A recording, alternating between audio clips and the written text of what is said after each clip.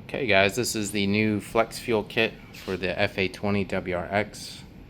I just got it in the mail on Saturday, got it installed Saturday afternoon. Took me about 3 hours. You could probably do it a lot faster than that. I was just taking my time and did a couple extra steps. So if you get the kit, I would recommend you get some 1/2-inch sleeving and some Tessa tape. Just to bundle your wires up together and make them look nice. That's what I spent most of my time on. You know, you don't have to do it, but that's what I chose to do. Everything in the kit's really nicely well put together. COBB has great instructions on the website. It'll go together really quick. I'll just highlight a couple things. So COBB will have you pull this fuse here for the fuel pump. So you pull that, start the car, let it run for a second, it'll stall out, the pressure in the lines will be relieved, so when you take off the factory fuel line you won't have a ton of fuel spraying everywhere. You'll still need a rag to catch a little bit of fuel, but hardly anything will come out. So you take that off, start the car, take the battery out, let the car cool back down.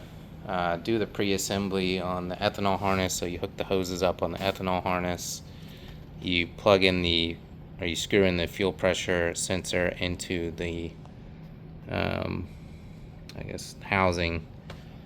They've got some Loctite you put on there, tighten it down to 7 foot-pounds I believe.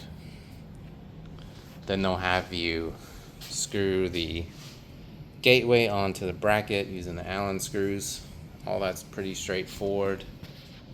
Now your car's cooled off, you're ready to disconnect your factory fuel line, so that comes in here and runs over here. Take that off, hook the COBB lines up. Well, sorry, let me backtrack for a second.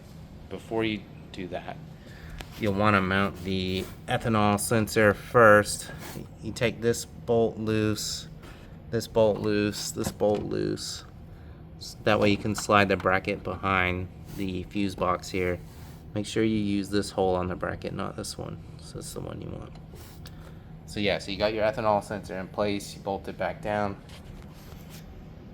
Connect your fuel lines where your OEM line used to be.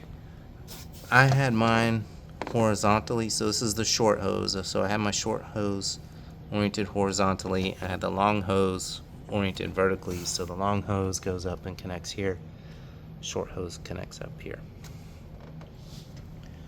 So all that's pretty straightforward. Then you just have to mess with the wiring. I chose to route mine down through here and tape it onto this harness here.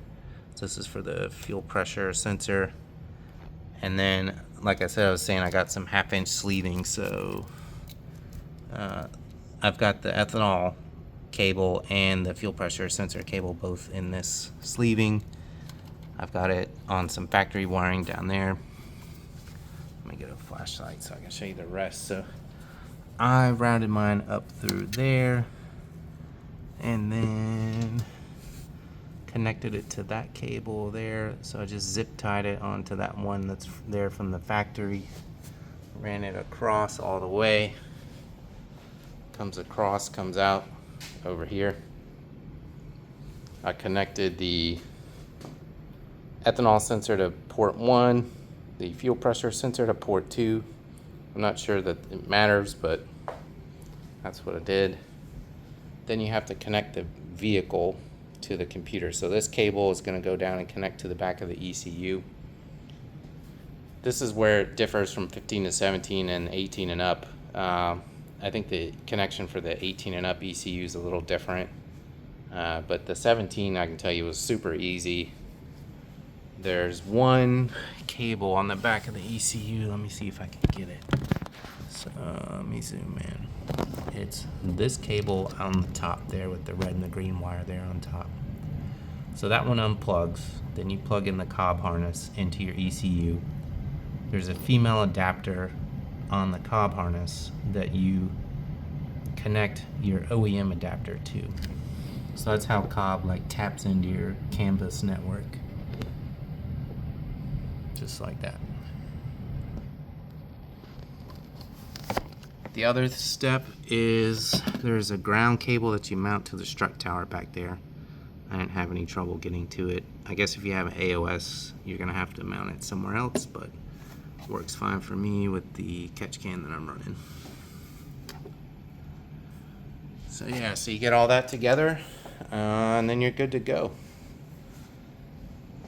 Go ahead and comment in the video if you got any questions, but like I said, it's all pretty straightforward. You can knock it out, 2 hours, 3 hours tops.